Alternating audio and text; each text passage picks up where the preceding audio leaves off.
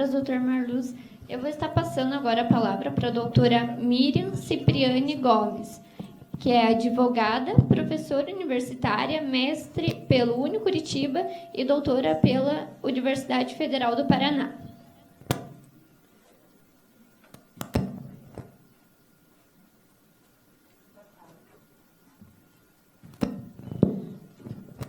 Boa tarde a todos. Eu acho que todos me ouvem sem o microfone. Mas para a gravação eu preferia falar sem o microfone, mas tá bom, vai de microfone. Então, boa tarde a todos. Eu, primeiramente, quero agradecer o convite para participar desse evento, especialmente aos organizadores e aos diretórios do Unicuritiba e aqui da Faculdade Pequeno Príncipe. É um prazer, eu nunca tinha vindo aqui, e é um prazer estar aqui. Quero agradecer também a presença do CIMEPAR, cumprimentar o doutor Marluz, que me antecedeu, e já inicio a minha fala fazendo uma menção à explanação do doutor Marluz, porque, pela explanação do doutor Marluz, já é fácil concluir que os médicos têm, sim, direitos trabalhistas. Tanto têm que eles precisam ser tutelados pelo sindicato, que tem atuado aí fortemente no resguardo desses direitos. E nós, como advogados, né, claro, cumprimos o nosso papel como procuradores da entidade sindical, também dar essa resposta para a categoria profissional, que tem, apesar de, né, uma previsão legal já bastante antiga em relação aos direitos que lhes são assegurados, tem visto esses direitos serem reiteradamente descumpridos, reiteradamente violados. As cifras mencionadas ali pelo Dr. Marluz, elas dão uma noção do quanto é necessário uma atuação para restaurar direitos que foram violados. Então, nós temos uma legislação bastante ampla e já, né, bastante antiga, e que não tem se efetivado em sua plenitude. Eu vou fazer uma explanação sobre quais são esses direitos e aonde que eles estão fixados, e conversar um pouquinho com vocês, principalmente sobre algo que o Dr. Marluz também se referiu, que é a situação que se apresenta. Isso não é assim peculiar à categoria médica, é um problema que se estende a outras categorias profissionais também, de haver um certo mascaramento, uma possibilidade grande de os médicos manterem uma relação de trabalho, que deveria ser uma relação formal, um vínculo empregatício que atrai toda uma proteção social, e os profissionais médicos, muitas vezes, acabam trabalhando por anos, chegam no final da vida e nunca tiveram, nem conheceram nenhum tipo de proteção social. E eu começo a minha explanação dando uma pequena explicação de uma necessidade de fazer uma distinção, porque os direitos trabalhistas, eles são aplicados para um determinado tipo de trabalho. Se eu perguntar para vocês aqui, quem aqui nessa sala trabalha? Todo mundo vai levantar a mão. E aí eu vou perguntar, lembra dessa pergunta em sala de aula? E aí eu vou perguntar, quem aqui trabalha como empregado? Nem todo mundo vai levantar a mão. Então, aqui todo mundo trabalha, mas nem todo mundo tem a proteção, a tutela pelos direitos sociais. E isso é muito grave. E por que isso acontece? Porque o Brasil escolheu um critério de aplicação dos direitos sociais, que é um critério da existência de atributos na relação de trabalho, e a ausência desses atributos afasta a aplicação dos direitos sociais, seja médico, seja dentista, seja engenheiro, seja advogado, seja quem for. Então, eu acho que até... Vocês vão me dar licença, eu vou mexer ali nos slides, porque senão não vou...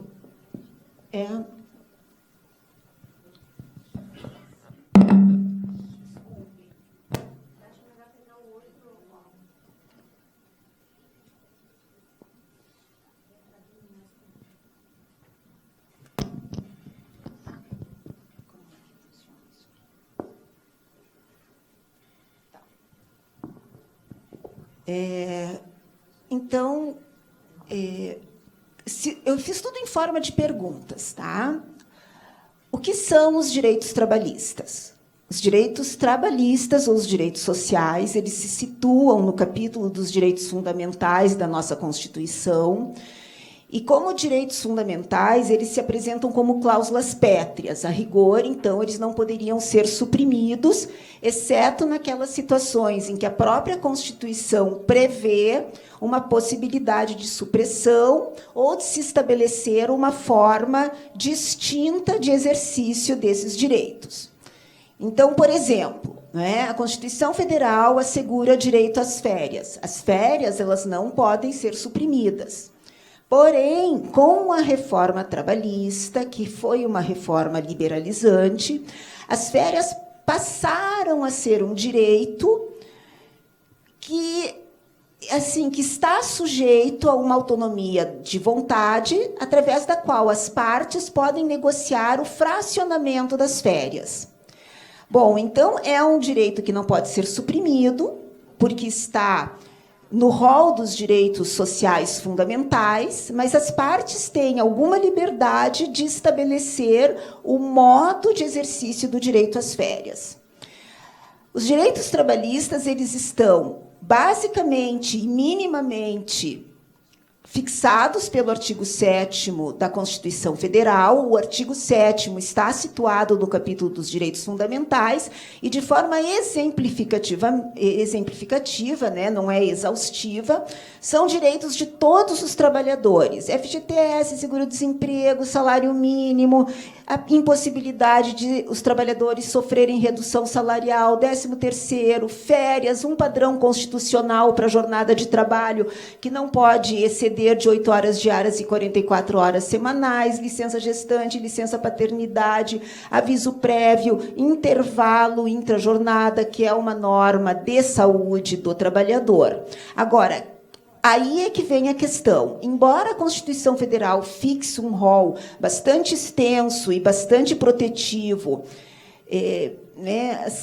preceituando quais são os direitos trabalhistas, nem todo mundo que trabalha tem acesso aos direitos trabalhistas. Por quê? Para ter acesso aos direitos trabalhistas, a pessoa, além de trabalhar, ela tem que ter a condição de empregado. Nós sabemos que há uma variedade imensa de modos de prestação de serviços. Tem o estagiário, tem o autônomo, tem o terceirizado, tem uma infinidade. Então, por isso que eu fiz a pergunta. Alguém aqui trabalha? Todo mundo aqui trabalha, mas nem todo mundo trabalha como empregado. E o critério de aplicação é ser empregado. O que precisa para ser empregado? Segundo a CLT, para ser empregado, a pessoa, o trabalhador precisa, primeiro, ser uma pessoa física, prestar trabalho ou prestar o serviço com pessoalidade, a circunstância de não poder ser substituído na relação de emprego. Se eu puder mandar para trabalhar a minha irmã porque eu não quero naquele dia trabalhar, é porque eu não sou empregado, e para quem toma o meu serviço, o que interessa é um resultado e não quem produz esse resultado. Além de ser uma pessoa física, esse serviço, então, tem que ser prestado com pessoalidade ou infungibilidade. O trabalho tem que ser prestado com onerosidade, porque o trabalho, a relação de trabalho é uma relação com fundo econômico. O trabalho tem que ser prestado com habitualidade, ou seja, com não eventualidade, mas a habitualidade, isso é muito importante na questão médica, a habitualidade ela tem que ser vista não apenas como a frequência com que o trabalhador presta o serviço, mas a frequência com que aquele que toma o serviço necessita daquele trabalho. Eu tenho repetido constantemente, não existe restaurante sem cozinheiro. Não existe hospital sem médicos. Então, se o hospital ele requer constantemente o serviço daquele profissional médico, é desejável que esse profissional seja um empregado e não um prestador de serviços. Bom, pela lei brasileira, o empregado ele tem que reunir esses atributos, mas, principalmente, ele precisa ser alguém que trabalha com subordinação jurídica, de estar sob direção, controle e poder disciplinar por parte de quem toma os seus serviços. Quando o trabalhador reúne todos esses elementos, ele é um empregado. Embora ele possa estar disfarçado de autônomo, disfarçado de uma pessoa jurídica, como o Dr. Marlos expôs. O Dr. Marlos expôs essa preocupação e aconselhou a vocês que cuidem com essa situação de serem compelidos a compor uma pessoa jurídica como um requisito para prestar serviços. E esta é uma realidade com a qual nós nos deparamos no nosso cotidiano, de trabalhadores, de médicos que permanecem por longos anos, trabalhando na condição de pessoa jurídica, quando, na verdade, a pessoa jurídica existe para mascarar uma relação de emprego e afugentar os direitos trabalhistas. Então, estando presentes esses requisitos, qualquer trabalhador, e inclusive o médico, ele é um empregado, e sobre ele incidem ou deveriam incidir todos os direitos previstos em lei, como para qualquer empregado. A situação, assim, o cenário que muitas vezes se apresenta é que os médicos trabalham reunindo esses elementos, trabalham com esses atributos, mas não têm a condição reconhecida de serem empregados.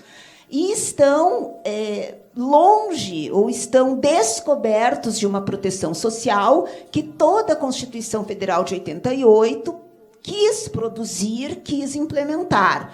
Então, nós temos um direito tutelar, nós temos normas, mas normas que não se implementam porque os tomadores de serviços eles criam diversas rotas de fuga do direito do trabalho, dos direitos trabalhistas, sempre com o argumento que os direitos trabalhistas são um entrave, são caros, não é? Então, se apresentam diversas possibilidades de se excluírem os trabalhadores de toda uma proteção social, de modo que muitos trabalhadores e muitos médicos chegam ao final de uma vida de trabalho sem nunca terem sido reconhecidos como empregados, não tem lá o seu FGTS, não tem uma anotação na carteira que lhes permita uma aposentadoria, ainda que o nosso regime de previdência ele não seja o ideal, mas ele gera uma segurança futura para um envelhecimento seguro, para um envelhecimento sadio, e isso não tem sido respeitado, né? Então, fazendo essa distinção entre relação de emprego, que é o vínculo de emprego, em que o trabalhador reúne esses atributos, com a relação de trabalho, que é também a existência, a presença de uma pessoa física prestando os seus serviços para um determinado tomador, que pode ser uma pessoa física ou pode ser uma pessoa jurídica, é que nós chegamos a essa dicotomia, a essa distinção entre ser médico empregado e estar alcançado pelos direitos trabalhistas, ou ser um médico não empregado, um profissional autônomo, alguém que integra uma sociedade e não estar protegido, não estar tutelado pelos direitos trabalhistas. Mas vamos dizer que o médico é alguém que tem um vínculo formal, que tem lá o seu registro em carteira. Quais são os direitos que alcançam esses médicos?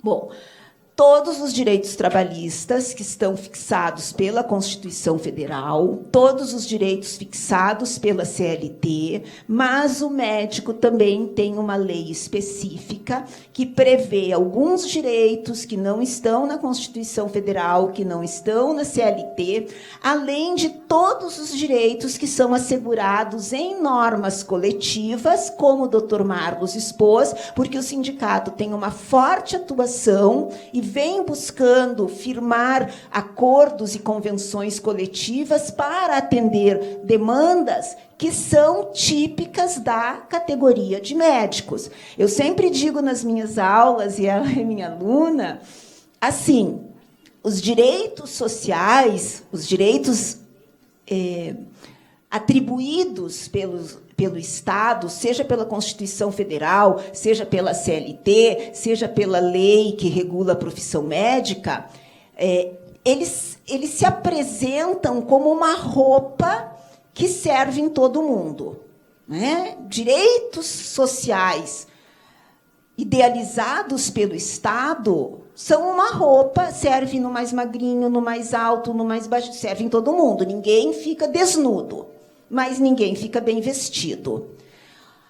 A grande construção de um direito legítimo, autêntico, que atenda às demandas dos médicos, que não é a mesma demanda dos trabalhadores do comércio, é através de uma entidade sindical que olha para a base e diz quais são as demandas da categoria médica, quais são as demandas dos comerciários. Então, ao lado desse direito estatal, que é minimamente exigível quando alguém decide por manter o trabalhador na condição de empregado, existe uma série de outras normas que são gestadas, que são construídas no plano de uma autonomia privada coletiva que é exercida pelas entidades sindicais profissionais e pelas entidades sindicais patronais, porque os hospitais, as clínicas, elas também têm uma representação patronal,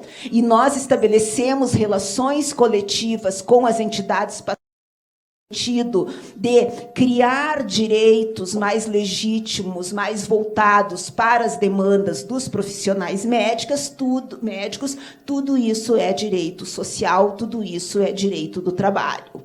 Por isso que, quando eu mencionei lá o rol dos direitos constantes do artigo 7º, eu mencionei que são de forma exemplificativa, porque, além desse rol de direitos, há uma série de outros direitos que não estão aqui, que são, muitas vezes, mais importantes para a categoria, porque eles provêm dessas demandas que as entidades sindicais e os próprios empregadores sentem nessa vivência, nesse cotidiano das relações de trabalho com os profissionais médicos.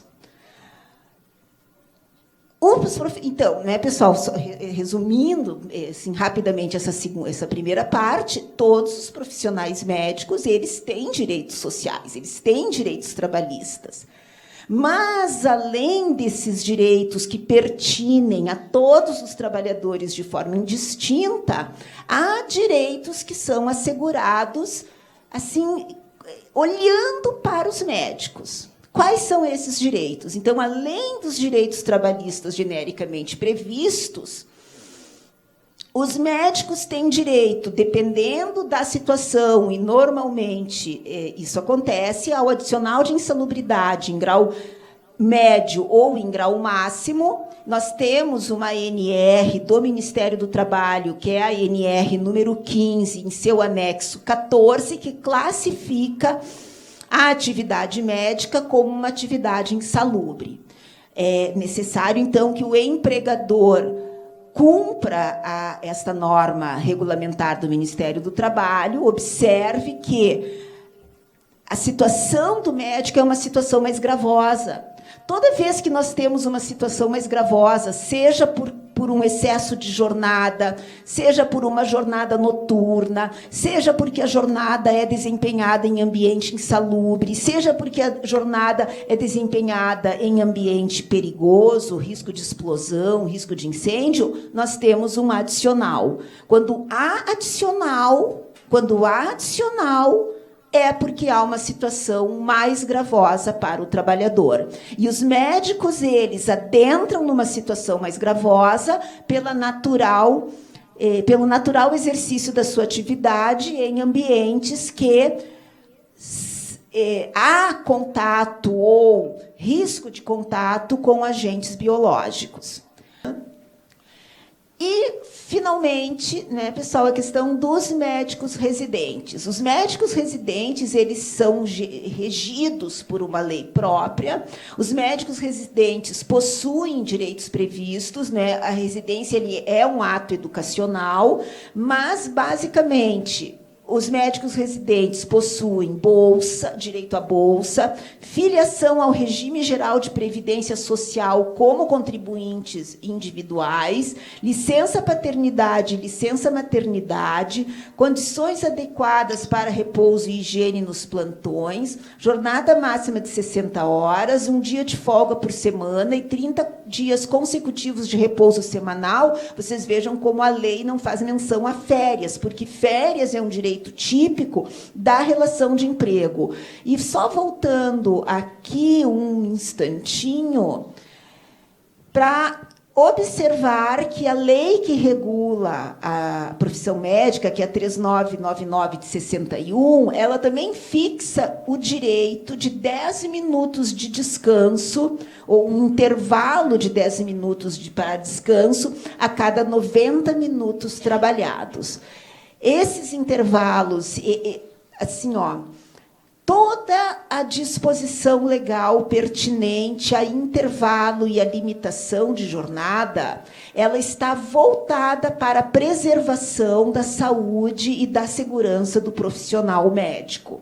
Não existe outra razão que não a saúde, a segurança, a preservação da integridade do profissional médico ou de qualquer outro profissional, quando o legislador estabelece uma jornada máxima diária, uma jornada máxima semanal e intervalos dentro ou fora dessa jornada.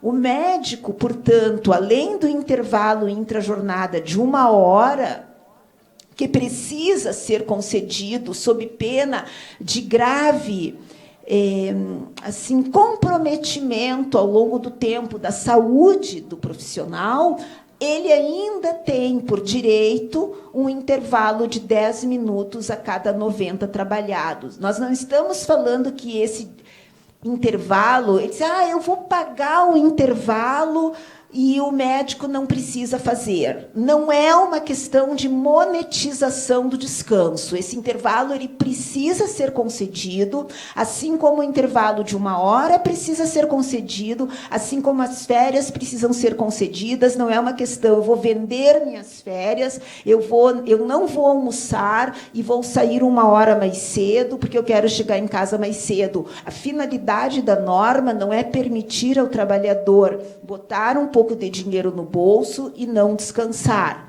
A finalidade da norma é impor o descanso, porque o descanso é uma questão de segurança e de saúde do trabalhador. Se o trabalhador não descansa, ele vai adoecer. Ele vai, dependendo do tipo de atividade, ele vai se acidentar. Se ele não se alimenta e não descansa, ele vai se impor uma condição de insegurança da sua integridade, seja ela física, seja ela psíquica ou emocional. As pausas são imperativas.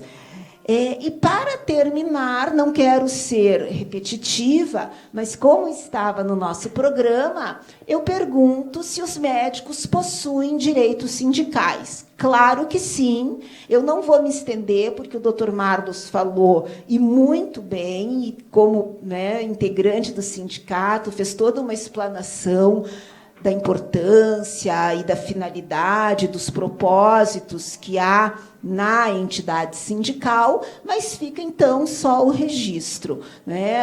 Eu fechei até aqui, por causa da minha atuação como advogada em prol dos médicos, que a atuação sindical em prol da categoria tem sido ostensiva no sentido de tutelar os direitos assegurados em lei e de restaurar direitos que tenham sido violados. E, infelizmente, nós precisamos atuar na restauração dos direitos e não apenas na preservação desses direitos, que seria o ideal. Não seria assim aceitável do ponto de vista moral, do ponto de vista ético, que todos os direitos que são assegurados, que foram idealizados e que foram conquistados, continuem e que vão continuar sendo desrespeitados. Então, nós estamos vigilantes, nós estamos atuando para que essa realidade, pelo menos, não piore. Eu fico à disposição, eu agradeço mais uma vez o convite e desejo aí a continuidade de um bom evento. Obrigada.